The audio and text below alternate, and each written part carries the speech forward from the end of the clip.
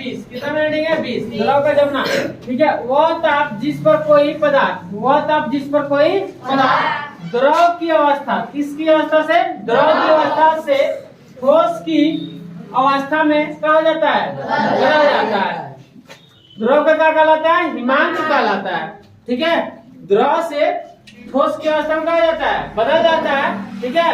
वो क्या कहलाता है, द्रव का हिमांक कहलाता है। और यह प्रक्रिया द्रव का क्या कहलाता है, जमना, ठीक है। जमना का मतलब जम जाए, ठीक है। जैसे दूध जमता है, ना जी, दूध से क्या बना लेते हैं, दही। दूध किस अवस्था में रहता है, द्रव, तो क्या बन जाता है, दही। उसमें थोड़ा दही डाल देंगे दूध में, तो क्या बन जाएगा, दही। तो दूध जो था द्रव अवस्था में था, दही बन गया तो किस अवस्था में हो गया, द्रव अवस्था में। जिसे ठोस अवस्था, किस अवस्था में, पानी जैसे पानी जैसे किस अवस्था में है, द्रव। और उसको हम क्या करेंगे, टेम्परेचर कम कर देंगे, टेम्परेचर क्या करेंगे, कम करेंगे, तो पानी जो द्रव अवस्था में किस अवस्था में बदलेगा, किस अवस्था में बदलेगा, ठोस अवस्था में। किससे, द्रव से। किससे बनेगा, द्रव से किस अवस्था में बदलेगा, ठोस अवस्था में। तो बताइए, जिसे कर वो ताप जिस पर कोई पदार्थ, मतलब वो बताइए जैसे बर्फ बनाना, तो हमें पता है 0 डिग्री सेल्सियस पर क्या बन जाता है, पानी पर क्या बन जाएगा, बर्फ बन जाएगा। पानी जमना चालू कर देता है, बात समझ रहा है। तो 0 डिग्री सेल्सियस पर बर्फ बन जाएगा, बात समझ में आ रहा है। तो क्या होता है कि द्रव से ठोस जो बनने की प्रक्रिया होती है, क्या कहलाता है, द्रव का जमना कहलाता है। पदार्थ की अवस्था में परिवर्तन कितने विधियों से की जा सकती है, पदार्थ की अवस्था में परिवर्तन देखिए कितने विधि से कर सकते हैं, पदार्थ में 2 विधि से, कितने विधि से, पदार्थ की अवस्था में परिवर्तन 2 विधियों से की जा सकती है। पदार्थ, कोई भी पदार्थ उसकी अवस्था बदलना हो तो कितने विधि से कर सकते हैं, 2। ताप में परिवर्तन लाकर, जैसे कहने का मतलब मान के चलिए प्लास्टिक है, प्लास्टिक किस अवस्था में है, ठोस की अवस्था में। प्लास्टिक देखे है ना जी, मान के चलिए प्लास्टिक है, किस अवस्था में, ठोस में। अब बताइए जब ठोस की अवस्था में इसको हम ताप पे क्या करेंगे, किसको मान के चलिए हम गर्म करेंगे, क्या करेंगे, इसको गर्म। जब हम गर्म करेंगे तो ये किस में बदल जाएगा, द्रव। क्या बनेगा, द्रव पिघलेगा ना जी, द्रव की अवस्था में बदल सकता है। तो हम किसी कोई भी पदार्थ है उसकी अवस्था बदलने के लिए हमें कितना विधि चाहिए, 2। पहली का विधि है ताप में परिवर्तन लाके। अब जैसे मान के चलिए आपका बर्फ है, बर्फ ले लीजिए, ठीक है। अब बर्फ में क्या करेंगे, उसकी अवस्था बदल सकते हैं, बर्फ बदल सकते। जैसे मान के चलिए पानी है, पानी द्रव अवस्था में, पानी जो है, पानी आपका किस अवस्था में है, पानी जो है द्रव अवस्था में, ठीक है। किस अवस्था में है, द्रव अवस्था में, पानी जो है द्रव अवस्था में। अब बताइए पानी को अवस्था में बदल सकते हैं, पानी को क्या कीजिए, ताप गर्म कर दीजिए, पानी को क्या करें, गर्म करेंगे तो किस अवस्था में बदलेगा, गैस किस अवस्था में बदल जाएगा, भाप बन जाएगा ना जी। तो हम ताप में परिवर्तन लाके क्या कर सकते हैं, अवस्था, दाब में परिवर्तन लाके क्या कर सकते हैं, हम अवस्था बदल सकते हैं। दाब में परिवर्तन लाके हम उसकी अवस्था भी बदल सकते हैं, मतलब दाब मतलब प्रेशर देके उसकी अवस्था हम बदल सकते हैं। बात समझ रहा है। तो हम पदार्थ की अवस्था में कितने विधि से परिवर्तन ला सकते हैं, 2। ताप में परिवर्तन लाके और दाब में परिवर्तन लाकर, ठीक है। अब समझे द्रव की गुप्त उष्मा, क्या समझना है, द्रव की गुप्त उष्मा, ठीक है। द्रव की गुप्त उष्मा समझिए, वायुमंडलीय दाब पर किसी ठोस पदार्थ के 1 kg को, ठीक है। वायुमंडलीय दाब, वायुमंडलीय जो आप देख रहे क्या है, वायुमंडल है, क्या है, वायुमंडल, ठीक है। वायुमंडलीय दाब पर किसी ठोस पदार्थ, कोई भी कार्य करें हम ठोस पदार्थ ले ले, क्या ले ले, ठोस पदार्थ। ठोस पदार्थ के 1 kg को, कितना केजी लेना है, 1 kg को उसके दौरान पर द्रव की अवस्था में बदलने के लिए आवश्यक गुप्त उष्मा उस ठोस पदार्थ के द्रवण की गुप्त उष्मा कहते हैं, ठीक है। अब ये जो गुप्त उष्मा की बात आएगा, गुप्त अगर मतलब गुप्त जहाँ भी देखिए गुप्त आएगा, वहां समझ 1 kg की बात होगी। कितना kg की बात होगी, यहाँ देखिए गुप्त आ रहा है, यहाँ भी गुप्त आ रहा है, तो देखिए 1 kg यहाँ भी है, ठीक है। तो इसमें देखिए क्या है, वायुमंडलीय दाब पर किसी ठोस पदार्थ के 1 kg को उसके दौरान पर द्रव की अवस्था में बदलने के लिए आवश्यक गुप्त उष्मा को उस ठोस पदार्थ के द्रवण की गुप्त उष्मा कहते हैं। अब 1 kg को हम किस अवस्था में बदलें, किस अवस्था में? द्रव की अवस्था में। मतलब 1 kg को किस अवस्था में बदल देना है? द्रव की अवस्था में बदलेंगे तो वही क्या कहलाता है? द्रवण की गुप्त उष्मा कहलाता है 1 kg को। अगर हम किस अवस्था में बदले? द्रव की अवस्था में बदले तो क्या कहलाएगा? द्रवण की गुप्त उष्मा। अब देखिए आगे इसमें जैसे बर्फ के द्रवण की गुप्त उष्मा कितना है जी? 3.347 गुणे 10 के पावर 5 जूल प्रति केजी, ठीक है, होता है। ठीक है, इसका अर्थ है कि बर्फ के दौरान पर 1 केजी बर्फ को पिघलाकर जल में बदलने के लिए इतना जूल उष्मा की आवश्यकता होती है। मतलब 1 केजी का बर्फ को अगर आपको क्या करना है? पिघलाना है तो इतना जूल उष्मा की क्या करना पड़ेगा? हमें आवश्यकता पड़ेगी। मतलब 1 केजी बर्फ ले लीजिए, बर्फ देखे हैं, 1 केजी का लीजिए बर्फ, उसको पिघलाने के लिए मतलब पिघलाकर जल में, मतलब जल बनाना है, मतलब बर्फ को पिघला के क्या बनाना है? जल में बदलने के लिए हमें कितना उष्मा चाहिए? इतना जूल उष्मा की आवश्यकता होगी। उष्मा जैसे हम आगे उगी तापते हैं ना जी, उसमें से उष्मा निकलती है ना जी, तो वही होता है उष्मा। बात समझ में आ रहा है? गर्म जो करता है वो क्या है? उष्मा। बात समझे? हम देखे तो इतना हमें उष्मा का चाहिए, तब हम 1 केजी बर्फ को हम क्या कर सकते हैं? पिघला के जल बना सकते हैं। बर्फ को पिघलाना हो और जल बनाना हो तो हमें 1 केजी, बस 1 केजी की बात हो रहा है। तो 1 केजी जहाँ आएगा उस किसकी बात होगी? गुप्त उष्मा की। 1 केजी आएगा जहाँ, वहाँ समझिए किसकी बात होगी? गुप्त उष्मा। तो वही हो रहा है कि अगर 1 केजी उसके दौरान पर, मतलब 1 केजी को पिघलाकर द्रव में बदलने के लिए हमें जितना उष्मा चाहिए, जितना हमें उष्मा चाहिए, मान के चले हमें 1 केजी हमें पिघलाना है, 1 केजी बर्फ है उसको पिघलाना है, तो हमें उष्मा चाहिए ना जी, तभी ना पिघलेगा। तो जितना उष्मा चाहिए वही उष्मा क्या कहलाएगा? उष्मा की द्रवण की गुप्त उष्मा। वाष्पन की गुप्त, किसकी? वाष्पन की गुप्त उष्मा।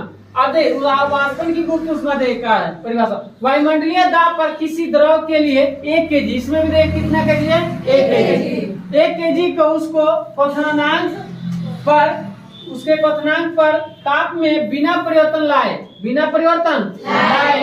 द्रव अवस्था से गैसीय अवस्था में बदलने के लिए आवश्यक उष्मा को उस द्रवण के वाष्पन की गुप्त उष्मा कहते हैं। जैसे समझे जल के वाष्पन की गुप्त उष्मा कितना होता है? कितना प्रति केजी होता है। अब ये समझिए कि क्या होता है कि 1 केजी कितना केजी को?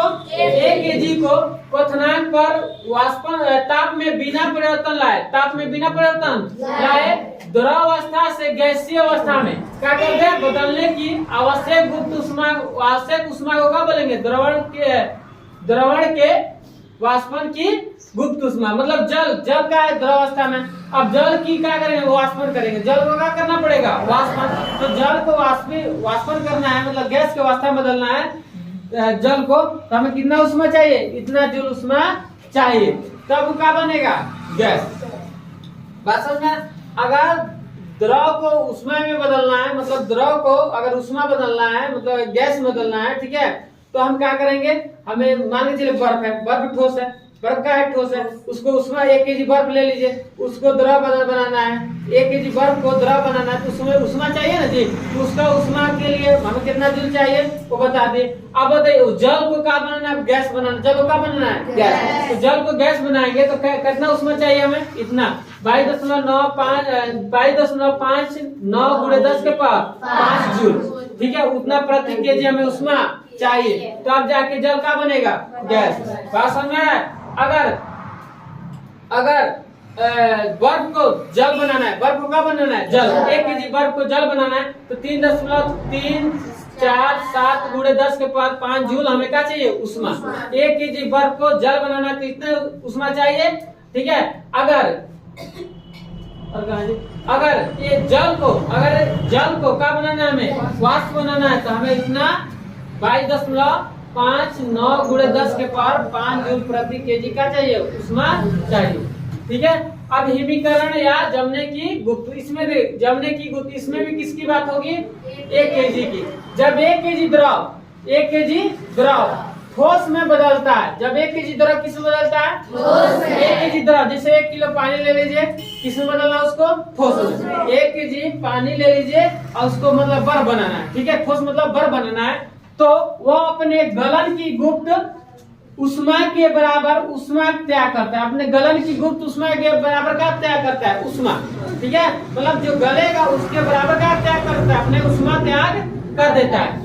इस वाष्पन को हिमीकरण या जमने की गुप्त उष्मा कहते हैं। मतलब कहने का मतलब है कि अपने गलन की गुप्त उष्मा के बराबर, मतलब जितना गलेगा उसके गलने, जितना गलेगा उसके बराबर उसका करता है, उष्मा त्याग करता है, ठीक है। त्याग करने के बाद वो क्या होता है? तब जाके वो जमता है, ठीक है। तो उसको बोलते हैं जमने की गुप्त उष्मा, ठीक है। ऐसे मान के चलिए बर्फ हमें पानी को मान के चलिए हमें जमाना है, तो पानी को जब पानी को हमें बर्फ बनाना है तो बताइए ऐसे थोड़ी जम जाएगा। पानी ले जाकर फ्रिज में रख दीजिए, तो आप फ्रिज चालू मत कीजिए, ऐसे पानी रख दीजिए तो जमेगा कभी नहीं। तो वो क्या करेगा? 1 केजी द्रव से ठोस में बदलना है तो अपने गलन की मतलब जो गलने की जो उसमें प्रक्रिया है, जो गलेगा उसके बराबर उसमें क्या करेगा? उसमें से क्या करेगा? उस पानी में जो उष्मा है उसको क्या करेगा? उसमें से त्याग करेगा, ठीक है। त्याग करके तब क्या होगा? वो जमेगा। बात समझे? बिना त्याग किए वो जमेगा नहीं। बात समझ में आ रहा? अब कहने का मतलब देख, कभी कभी कहते हैं जैसे शरीर हम लोग का जम जाता है, कभी कभी मनुष्य का शरीर भी कहा जाता है जम जाता है, ठीक है। मतलब देखेंगे बर्फीले जगह में कहा जाती है जम जाएगा। बात समझ में आ रहा? खून जम जाएगा, आदमी वही कहा जाते हैं, मर जाते हैं एकदम। तो जिस मान के चले हम लोग का हाथ है, तो ऐसे मान लीजिए, ठीक है, अभी जमा नहीं है, अगर जम जाएगा तो एकदम ऐसे ही रहेगा, ठीक है। बर्फ मतलब बर्फीले इलाके में तो आदमी मर जाते हैं, जम जाते हैं एकदम, उसका हाथ ऐसे ही रहेगा। बात समझे? तो जम जाएंगे तो उसमें क्या होता है? इसमें हमारे शरीर में भी क्या है? उष्मा है कि नहीं है? बात समझे? अगर उष्मा त्याग हो जाएगा, ठीक है, तो हम लोग जमना चालू कर देंगे। बात समझ आ रहा? तो अपनी उष्मा के बराबर क्या करता है? उष्मा त्याग करता है, जिसको क्या बोलेंगे? जमने की गुप्त उष्मा बोलेंगे। गलन या संगलन की गुप्त उष्मा की बात आएगी तो ये समझिए, ये याद रखना कि 1 केजी की बात इसमें होगी। अब ये समझिए कौन सा समझना है जी? गलन या संगलन की गुप्त उष्मा या प्रसुप्त उष्मा, ठीक है। नाम 3 गो है, काम 1 है। गलन या संगलन की गुप्त उष्मा, ऐसा समझिए, गलन या संगलन की गुप्त उष्मा। उष्मा की वह मात्रा जो वायुमंडलीय दाब पर 1 केजी ठोस को 1 केजी का गलनांक पर 1 केजी ठोस को उसके गलनांक पर किसके? उसके मतलब जो भी ठोस है, वो जो भी का है ठोस है, ठीक है, मान के लिए 1 केजी का है, बर्फ है, वो ठोस है, तो उसके गलनांक पर द्रव में बदल देती है। द्रव में क्या करती है? बदल देती है। उससे गलन या संगलन की गुप्त उष्मा कहते हैं। बर्फ की गलन की गुप्त उष्मा 335 किलो जूल प्रति केजी या 80 कैलोरी प्रति ग्राम होता है, ठीक है। तो हमें ये याद रखेंगे, गलन या संगलन की गुप्त उष्मा। अगर 1 केजी ठोस को 1 केजी का ठोस को उसके गलनांक पर क्या करेंगे? उसके गलनांक बताएं कि नहीं बताएं? तो बता तो गलनांक किसे कहते हैं?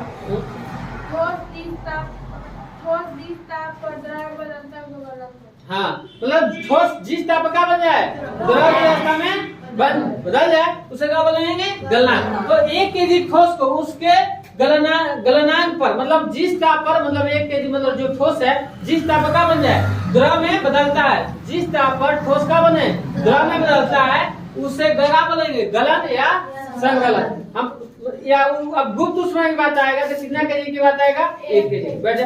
लोहा का गलनांक बताएं, दिखाए होंगे कितना होता है लोहा का गलनांक? मतलब उतना ताप से तब वो गलेगा। तो मान के चलिए 1 केजी का ले लीजिए लोहा, 1 केजी लोहा ले लीजिए, अब उसको जितना ताप चाहिए, ठीक है, उसको दीजिए, वही क्या होगा? गलन की गुप्त उष्मा होगा। और उसके लिए हमें उष्मा की आवश्यकता इतना होती है। बात समझ में आ रहा? तो बर्फ की गलन की इतना चाहिए और उसको उतना लिख लेंगे। बात समझ में आ रहा है? बर्फ की तो कम ना चाहिए जी, लेकिन लोहा थोड़ा ज्यादा ताप पे गलेगा, बात समझे। तो 1 kg के अलग हो जाएगा, मतलब 1 kg की बात आएगा, गलन की बात आएगी तो किस में चल जाएगी, गुप्त ऊष्मा में। 1 kg गलन की बात आएगी, किस में जाएगी, गुप्त ऊष्मा में। बात समझ में आ रहा है।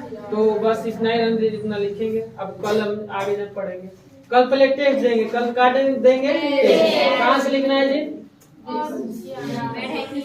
यहाँ से द्रव का जब यही ना, चलिए नीचे